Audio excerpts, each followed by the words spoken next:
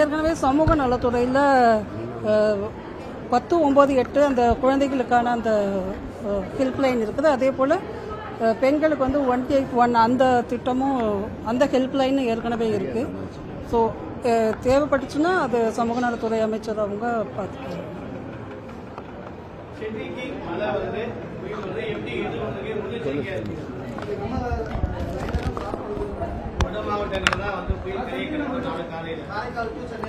சென்னை பொறுத்த வரைக்கும் புயல் தாக்கம் ஏற்பட்டதாக தெரிவித்திருந்தாங்க. 29, 30, 1, 2 இந்த தேதிகள்லாம் நம்ம சென்னைக்கு மிக கனமழை இருக்கும் அப்படின்ற தெரிவித்திருந்தாங்க.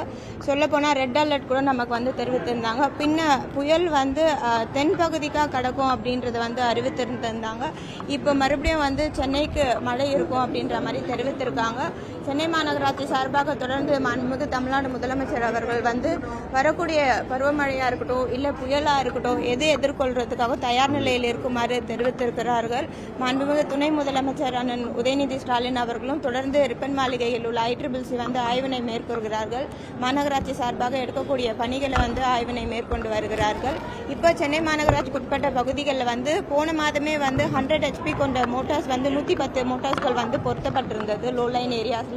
இப்போ கூடுதலாக ஒரு 60 மோட்டார் வந்து கொள்முதல் செய்யப்பட்டு அடிஷ்னலாக இன்னும் சில பகுதிகளில் வந்து பொருத்தப்பட்டிருக்கிறது. அதே போல் எல்லா கெனால்ஸ்லையும் டீசில்டிங் வந்து தொடர்ந்து நடைபெற்று தான் வருகிறது. எல்லா இடத்துலையும் வந்து ரோபோட்டிக் எக்ஸ்கவேட்டர் கொண்டு அந்த ஸ்லட்ஜ் ரிமூவலோ இல்லை ஆகாய தாமரோ இல்லை மழை காலங்களில் சேரக்கூடிய குப்பைகளெல்லாம் அகற்றும் பணியில் ஈடுபட்டு வருகிறோம். வரக்கூடிய மழை முன்னெச்சரிக்கை நடவடிக்கையாக மாநகராட்சி தயார் நிலையில் உள்ளது.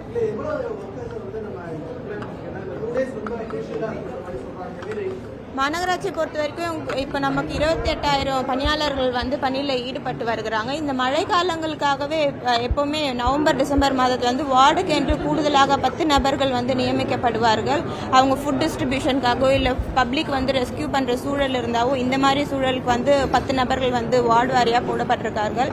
இது மட்டும் இல்லாமல் கூடுதலாக வாலண்டியர்ஸ் NGO இவங்களெல்லாம் வந்து நம்ம அக்டோபர் மாதமே வந்து மாநகராட்சியோட கம்பைன் பண்ணியிருக்கோம். ஸோ அவங்களாம் தொடர்ந்து நம்ம கூட கான்டாக்டில் இருக்காங்க. ஸோ அவங்களும் இதில் ஈடுபட்டு வருகிறார்கள்.